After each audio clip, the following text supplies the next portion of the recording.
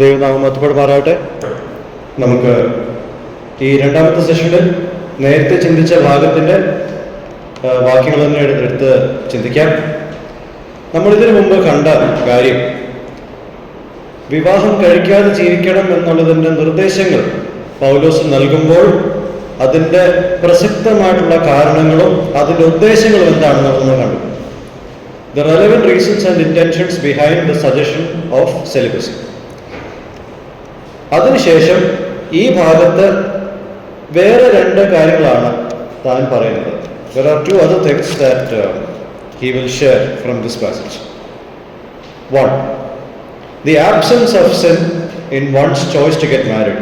ഒരു വ്യക്തി വിവാഹം കഴിക്കാൻ തീരുമാനിച്ചാൽ അതിൽ പാവമില്ല എന്നുള്ള കാര്യം.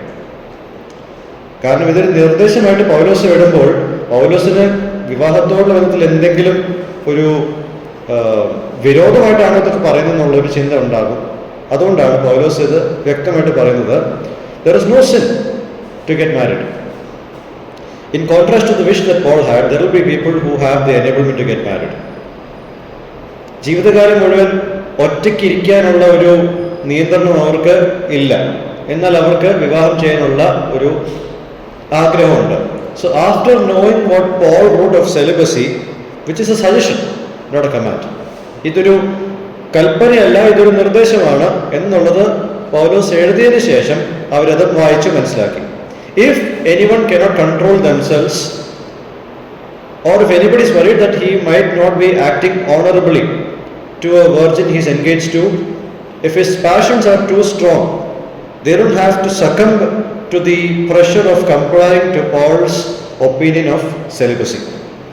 ഇതൊക്കെ വായിച്ചതിന് ശേഷം ഒരാൾക്ക് സ്വയം നിയന്ത്രിക്കാൻ കഴിയുന്നില്ലെങ്കിൽ, ഒരു തൻ്റെ വിവാഹം നിശ്ചയിക്കപ്പെട്ട കന്യകയോട് മര്യാദയ്ക്ക് പെരുമാറുന്നില്ല, അത് പറ്റുന്നില്ല എന്നുള്ളൊരു ചിന്തയിൽ ആകുലപ്പെടുന്നുവെങ്കിൽ, വിവാഹം കഴിക്കാനുള്ള ആഗ്രഹം ഒരുപാട് വലുതാണെങ്കിൽ, പൗലോസിന്റെ ഈ അഭിപ്രായത്തെ വെച്ച് അവരെ തന്നെ റെസ്ട്രിക്റ്റ് ചെയ്യേണ്ട കാര്യമില്ല. This is what Paul is trying to say. Instead, it is better for them to marry than to burn with passion. നമുക്ക് ഇതിനുള്ള ബന്ധത്തിൽ 9ാമത്തെ വാക്യം ഒന്ന് വായിക്കാം. ജിതേന്ദ്രിയത്വം ഇല്ലെങ്കിലോ അവർ വിവാഹം ചെയ്യട്ടെ, അഴലുന്നതിനേക്കാൾ വിവാഹം ചെയ്യുന്നത് നല്ലത്. ഓക്കെ, ഇനി 28 and 36. നീ വിവാഹം ചെയ്താലും ദോഷമില്ല, കന്യകയും വിവാഹം ചെയ്താൽ ദോഷമില്ല, എങ്കിലും ഇങ്ങനെയുള്ളവർക്ക് ചിലർക്ക് കഷ്ടത ഉണ്ടാകും, അത് നിങ്ങൾക്ക് വരുന്നത് എന്ന എന്റെ ആഗ്രഹം. ഇനി 36ാമത്തെ വാക്യം. എന്നാൽ ഒരുത്തൻ തന്റെ കന്യകയ്ക്ക് പ്രായം കടന്നാൽ താൻ ചെയ്യുന്നത് അയോഗ്യം എന്ന് നിരൂപിക്കുന്നു എങ്കിൽ അങ്ങനെ വേണ്ടി വന്നാൽ ഇഷ്ടം പോലെ ചെയ്യട്ടെ, അവൻ ദോഷം ചെയ്യുന്നില്ല, അവർ വിവാഹം ചെയ്യട്ടെ. When a person does what he wants, that is to get married, he is not sinning. വിവാഹം കഴിക്കുന്ന ഒരു വ്യക്തി താല്പര്യം കാണിക്കുന്നുവെങ്കിൽ, അത് ചെയ്യുന്നുവെങ്കിൽ അതിൽ പാപമില്ല.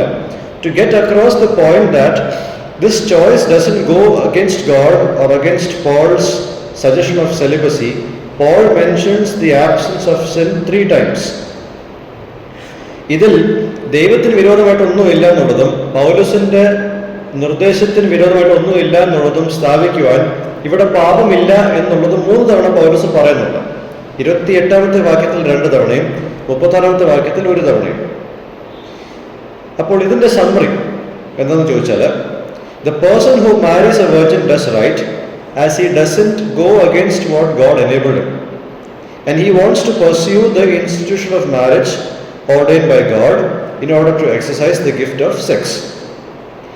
ഒരു വ്യക്തി ഒരു കന്യകയെ വിവാഹം ചെയ്യുമ്പോൾ അത് ശരിയായിട്ടൊരു കാര്യമാണ്. കാരണം ദൈവം തനിക്ക് കൊടുത്തിട്ടുള്ള ആ ഒരു താല്പര്യത്തിന് വിരോധമായിട്ടല്ലാതെ നിൽക്കുന്നത്. അതോടൊപ്പം തന്നെ ദൈവം തന്നെ ലൈംഗിക ബന്ധം ശരിയാവണ്ണം ഉപയോഗിക്കുവാൻ കണ്ടെത്തിയിട്ടുള്ള അല്ലെങ്കിൽ ആവിഷ്കരിച്ചിട്ടുള്ള വിവാഹം എന്ന ഈ ഒരു ഇൻസ്റ്റിറ്റ്യൂഷൻ ഈ വ്യക്തി കാംക്ഷിക്കുന്നു, അത് ആഗ്രഹിക്കുന്നു. അതാണ് ഇവിടെ നടക്കുന്നത്.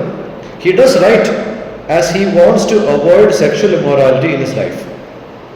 ദുർനടപ്പ് ഒഴിവാക്കാൻ വേണ്ടിയിട്ട് താൻ ആഗ്രഹിക്കുന്നുകൊണ്ട് വിവാഹം ചെയ്യുന്നതിൽ താൻ ശരിയായിട്ടുള്ള കാര്യം തന്നെയാണ് ചെയ്യുന്നത്. Now the next thing he says, presence of satisfaction in staying single for the Lord. നേരത്തെ നമ്മൾ കണ്ടത് വിവാഹം ചെയ്യുന്നതിൽ പാപത്തിന്റെ അംശമില്ല.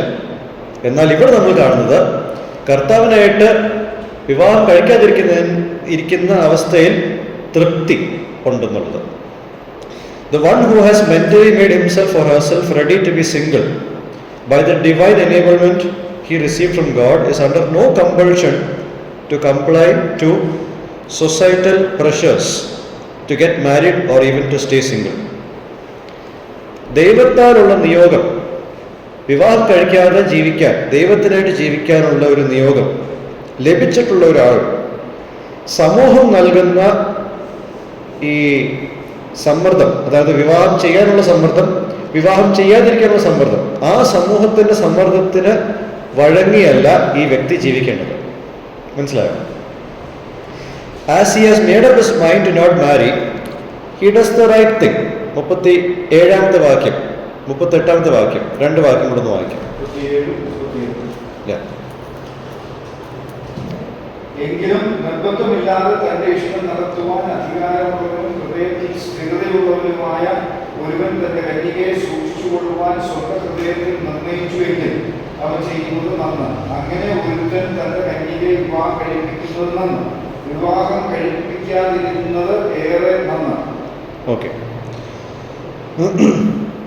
As he has made up his mind to not marry, he does the right thing, and that's a better thing. വിവാഹം കഴിക്കുവാൻ തനിക്ക് താല്പര്യമില്ല, കർത്താവിനായിട്ട് ജീവിക്കുവാൻ താല്പര്യമുള്ളൊരു വ്യക്തി വിവാഹം കഴിക്കുന്നില്ല എന്നൊരു തീരുമാനത്തിലെത്തിയാൽ അതൊരു നല്ല കാര്യമാണ്, അതൊരു മെച്ചപ്പെട്ട കാര്യമാണ്. അതിന് 2 കാരണങ്ങളുണ്ട്. The first reason, the reasons that Paul presented in this chapter to consider celibacy are mission oriented, God glorifying and kingdom focused. നമ്മൾ കഴിഞ്ഞ സെഷനിൽ വിവാഹം കഴിക്കാതിരിക്കാനുള്ള ചില കാരണങ്ങൾ പൗലോസ് രേഖപ്പെടുത്തിയായിട്ട് നമ്മൾ കണ്ടു. ആ കാരണങ്ങളെല്ലാം ഒന്ന് പരിശോധിച്ചാൽ ഇതെല്ലാം ദൈവരാജ്യത്തെ കേന്ദ്രീകരിച്ചുള്ള, ദൈവത്തെ മഹത്വപ്പെടുത്തുന്ന, ദൈവം തന്നിരിക്കുന്ന ഈ മിഷൻ, അതായത് തന്റെ രാജ്യം വ്യാപിക്കുവാനുള്ള ആ കാര്യത്തിൽ ഊന്നിയ കാരണങ്ങളാണ്. This suggestion also takes into account the reality of the end of the world, the brevity of time to do the Lord's work and the Lord's second coming, and hence celibacy is not an inferior thing to consider in the grand scheme of the perspective of eternity. പൗലോസ് തന്ന ഈ നിർദ്ദേശം, ഇത് കണക്കിലെടുക്കുന്ന ചില കാര്യങ്ങളുണ്ട്. ഈ ലോകത്തിന്റെ അവസാനം എന്നുള്ള യാഥാർത്ഥ്യം, കർത്താവിന്റെ വേല ചെയ്യുവാൻ നമുക്ക് സമയമധികമില്ല എന്നുള്ള യാഥാർത്ഥ്യം, അതോടൊപ്പം തന്നെ കർത്താവിന്റെ 2ാം വരവ് ആസന്നമായിരിക്കുന്നു എന്നുള്ള യാഥാർത്ഥ്യം, ഇതെല്ലാം കണക്കിലെടുക്കുമ്പോൾ വിവാഹം കഴിക്കാതിരിക്കുന്നത് ഒരു താഴ്ന്ന കാര്യമല്ല. പ്രത്യേകിച്ച് നിത്യതയുടെ ഒരു വീക്ഷണത്തിൽ നമ്മൾ കാണുമ്പോൾ വിവാഹം കഴിക്കാതിരിക്കുന്നത് വിവാഹം കഴിക്കുന്നതിനേക്കാൾ താഴെ നിൽക്കുന്ന ഒരു കാര്യമല്ല. ഇതാണ് ഒന്നാമത്തെ കാരണം. 2ാമത്തെ കാരണം, when a man or a woman has made up his mind to not marry in regard to devoting his life for God's work or because of a physical defect, that choice is in accordance with the gift that God gave him or her. ഒരു പുരുഷനോ സ്ത്രീയോ ദൈവരാജ്യത്തിന്റെ സമർപ്പണ നിമിത്തം അല്ലെങ്കിൽ എന്തെങ്കിലും ഒരു ശാരീരികമായിട്ടൊരു വൈകല്യം നിമിത്തം വിവാഹം കഴിക്കുന്നില്ല എന്നുള്ളൊരു തീരുമാനത്തിൽ എത്തുവാണെങ്കിൽ ആ തീരുമാനം ദൈവം അവർക്ക് കൊടുത്തിരിക്കുന്ന വരദാനത്തിന് ഒപ്പം നിൽക്കുന്ന ഒരു തീരുമാനമാണ്. Okay, and hence they are not burdened with balancing the desires of the world and God. അതുകൊണ്ട് ലോകത്തിന്റെ ആഗ്രഹങ്ങളും ദൈവത്തിന്റെ ആഗ്രഹങ്ങളും സന്തുലിതമായിട്ട് കൊണ്ടുപോകാനുള്ള ഒരു ഭാരത്തിൽ അവരിയ്ക്കുകയല്ല. Remember that the word world here again refers to person or people and not to the evil system that corrupts man. ഇവിടെ ലോകം എന്നുള്ള വാക്ക് ഉപയോഗിക്കുമ്പോൾ ഉദ്ദേശിക്കുന്നത് ദുഷ്ടന്മാർ അല്ലെങ്കിൽ മനുഷ്യരെ ദുഷ്ടന്മാരാക്കുന്ന ആ ഒരു സിസ്റ്റത്തെ പറ്റിയല്ല, മറിച്ച് വ്യക്തികളെ പറ്റിയാണ്. And because of this unhappy marriages and marital frustrations will be on the decline.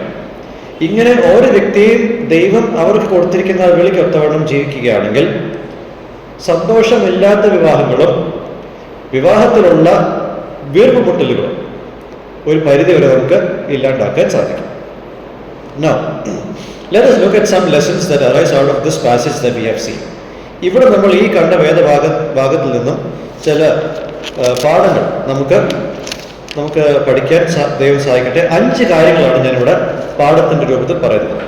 The first lesson: celibacy for a Christian must not be chosen because of the love for one's physical shape and maintenance. എൻ്റെ ശരീരത്തിൻ്റെ shape പോകും, അല്ലെങ്കിൽ അതിൻ്റെ നിലനിൽപ്പ് അപകടത്തിലാകും എന്നുള്ളത് ചിന്തിച്ചിട്ട് വിവാഹം കഴിക്കാതിരിക്കുന്നത് ശരിയായിട്ടുള്ളൊരു കാര്യമല്ല.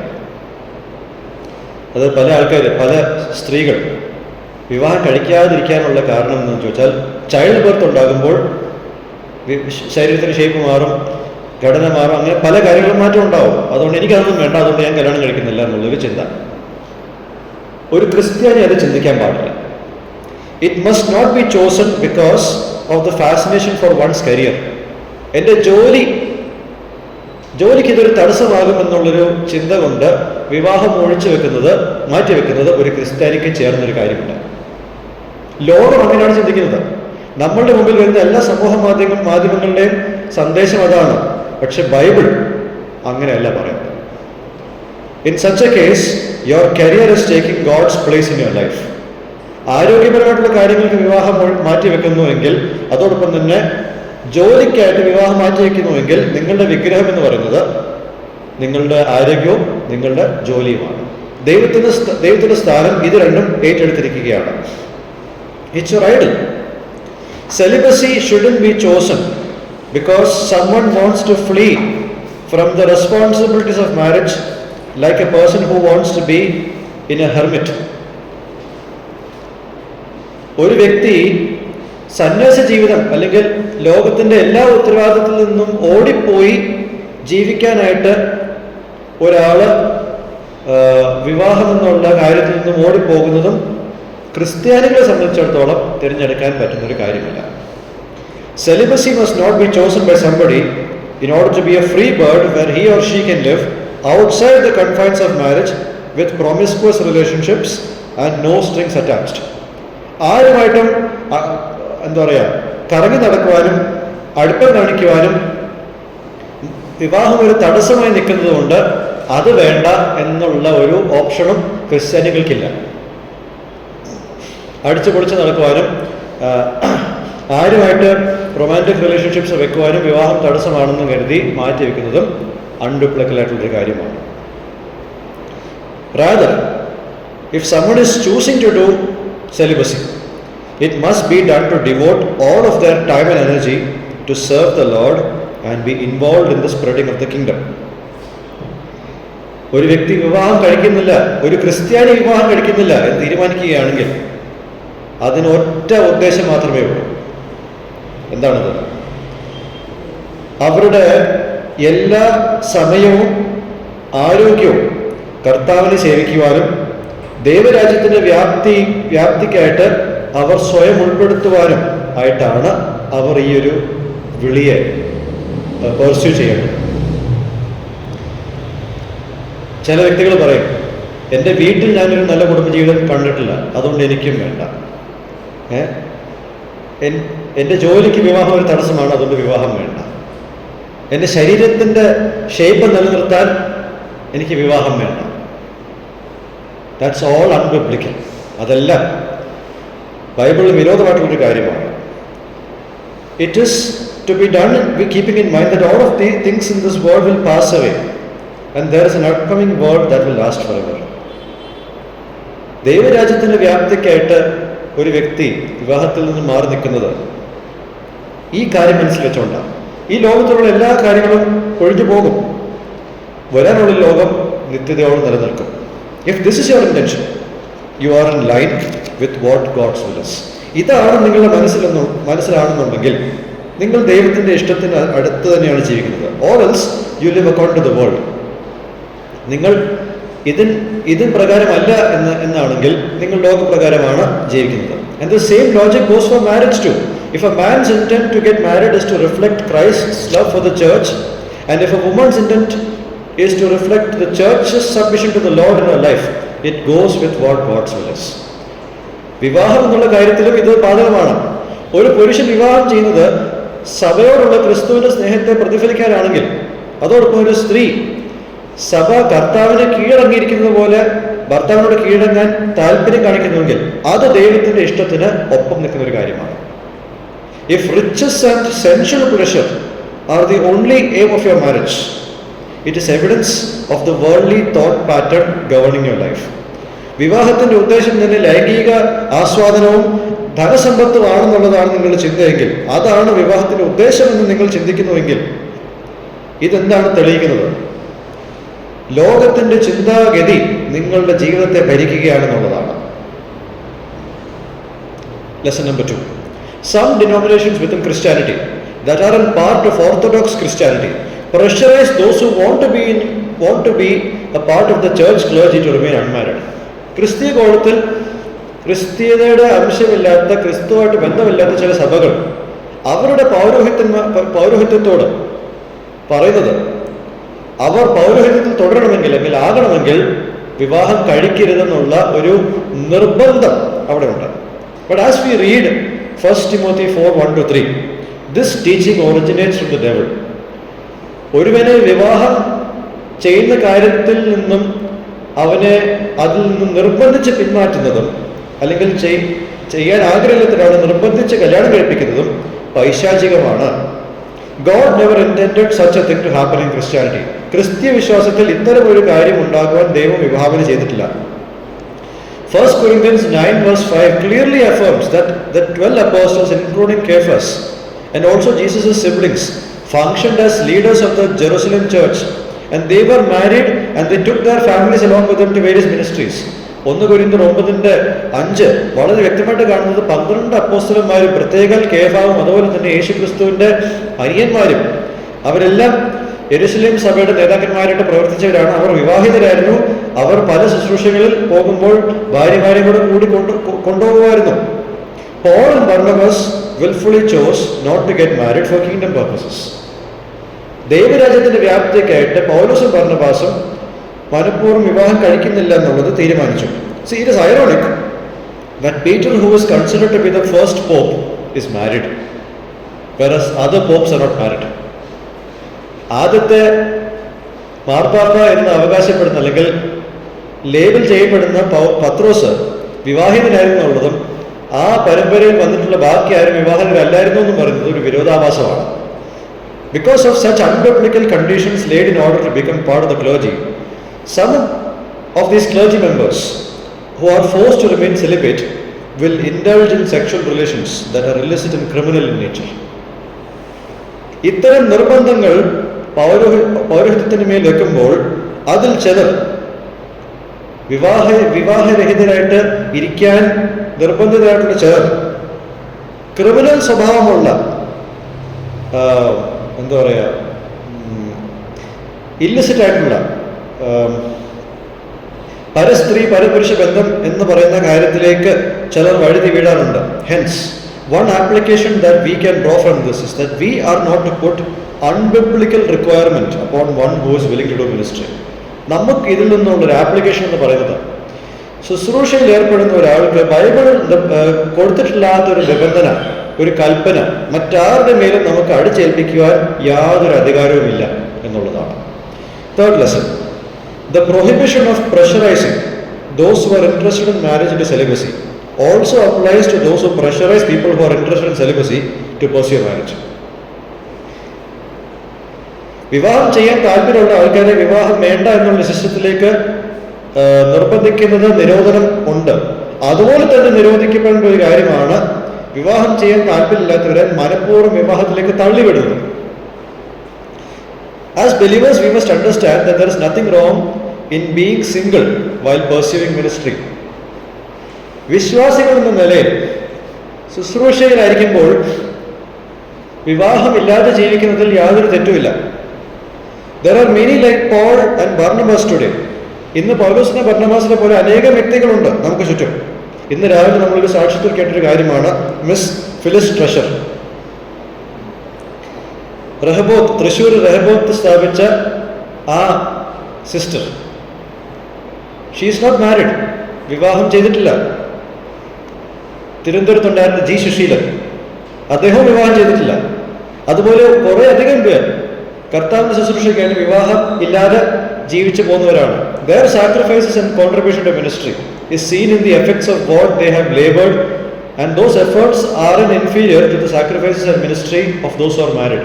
വിവാഹം ചെയ്യാത്ത ശുശ്രൂഷയിൽ ഏർപ്പെട്ട അവരുടെ സംഭാവനകൾ വിവാഹം ചെയ്ത ആൾക്കാരുടെ സംഭാവനകളെക്കാൾ താഴെയല്ല നിൽക്കുന്നത്. So the application here is, remember that neither marriage nor celibacy those are not the highest calling in life. വിവാഹം ചെയ്യുന്നതോ ചെയ്യാതിരിക്കുന്നതോ അല്ല ജീവിതത്തിലെ ആത്യന്തികമായിട്ടുള്ള ലക്ഷ്യം. Both are instituted by God. ദൈവം രണ്ടും സ്ഥാപിച്ചിട്ടുണ്ട്. Following Jesus and becoming like him is the greatest calling. ക്രിസ്തുവിനെ പിൻഗമിക്കുക, അവനെ പോലെ ആയിത്തീരുക എന്നുള്ളതാണ് ഈ ലോകത്തിലെ ഏറ്റവും വലിയ വിളി. Marriage and celibacy have to be used in this goal of being like Jesus. വിവാഹം ചെയ്യുകയോ ചെയ്യാതിരിക്കുകയോ ചെയ്യുന്നത് കർത്താവിനെ പോലെ ആയിത്തീരുവാൻ വേണ്ടിയിട്ടാകണം. കാരണം കർത്താവ് ഈ ലോകത്ത് വിവാഹം ചെയ്തിട്ടില്ല, എന്നാൽ കർത്താവിനൊരു വധുവുണ്ട്. So Christ can relate to both sides. ഈ ലോകത്ത് താൻ വിവാഹം ചെയ്തിട്ടില്ലെങ്കിലും തനിക്കൊരു ആത്മീക മണവാട്ടിയുണ്ട്.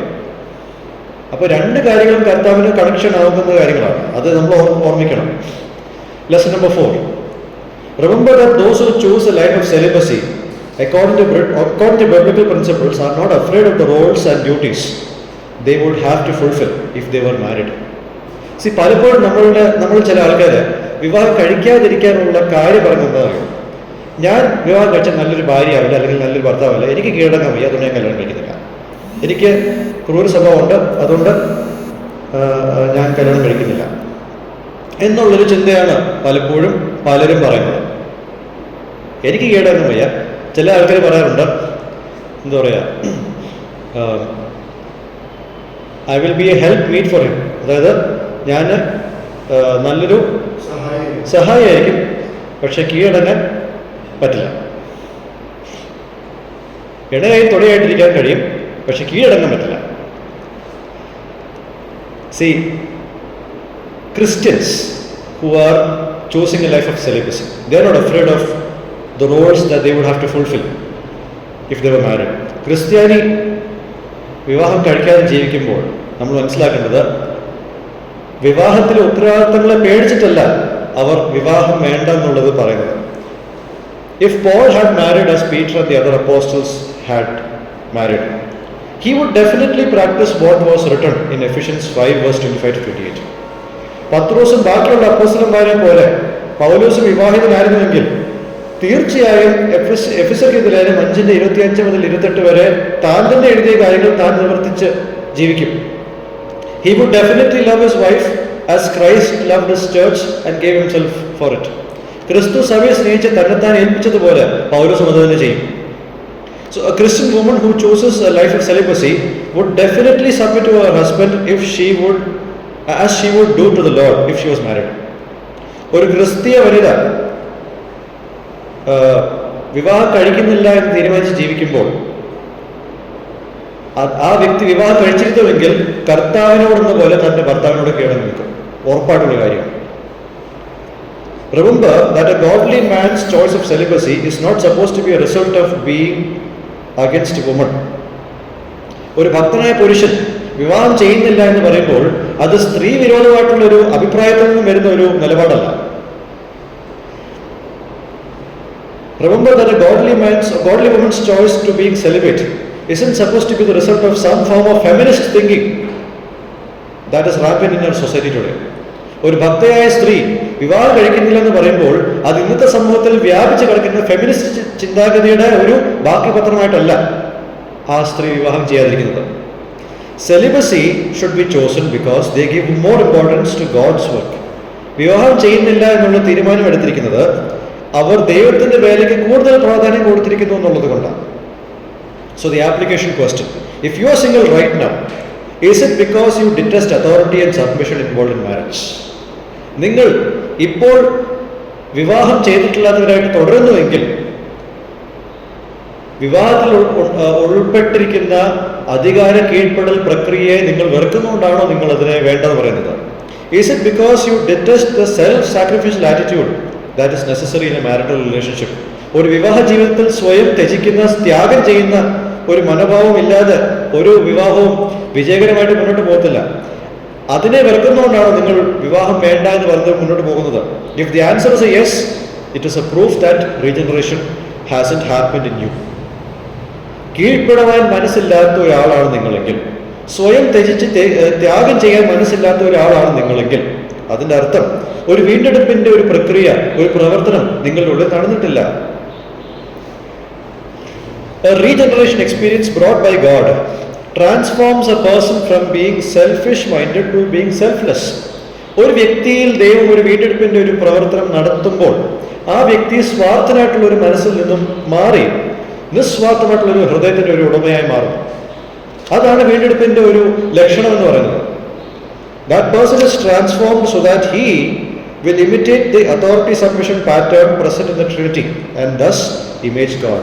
ഇത്തരത്തിൽ മാറ്റം വന്നൊരു വ്യക്തി തൃത്വത്തിൽ കാണുന്ന ഈ അധികാര കീഴ്പ്പെടൽ പ്രക്രിയയെ അനുകരിക്കുകയും അതുവഴി ദൈവത്തിന്റെ രൂപത്തിലേക്ക് അനുരൂപരായി തീരുകയും ചെയ്യും. So examine whether you are in faith, see if Christ is in you. നിങ്ങൾ വിശ്വാസത്തിൽ ഇരിക്കുന്നു എന്നുള്ളത് നിങ്ങളെ തന്നെ ശോധന ചെയ്യണം. ക്രിസ്തു നിങ്ങളുടെ ഉള്ളിൽ ഇരിക്കുന്നു എന്നുള്ളത് നിങ്ങളുടെ ഉള്ളിൽ തന്നെ ശോധന ചെയ്യണം. And my final lesson to those who want to pursue marriage but haven't found a spouse yet. വിവാഹം ആഗ്രഹിക്കുകയും എന്നാൽ ഇതേവരെ ഒരു ജീവിത പങ്കാളിയെ ലഭിച്ചിട്ടില്ലാത്ത ഒരാൾക്ക് ഞാനിത് പറയട്ടെ, it is A troubling thing for us to keep waiting. വളരെ വിഷമകരമായിട്ടുള്ളൊരു കാര്യമാണ് പിന്നെയും കാത്തിരിക്കുക എന്നുള്ളത്. Yet I would encourage you to spend the remaining time of your singleness in being involved in church activities and the spreading of God's kingdom. ദൈവം നിങ്ങൾക്ക് എത്ര നാൾ ഒറ്റയ്ക്കിരിക്കുവാനുള്ള ഈ സമയം തന്നിരിക്കുന്നുണ്ടെന്ന് എനിക്ക് അറിഞ്ഞുകൂടാ. പക്ഷെ ബാക്കിയുള്ള സമയം സഭയുടെ വേലയ്ക്കായിട്ടും ദൈവരാജ്യത്തിൻ്റെ വ്യാപ്തിക്കായിട്ടും നിങ്ങൾ ഉൾപ്പെടണം.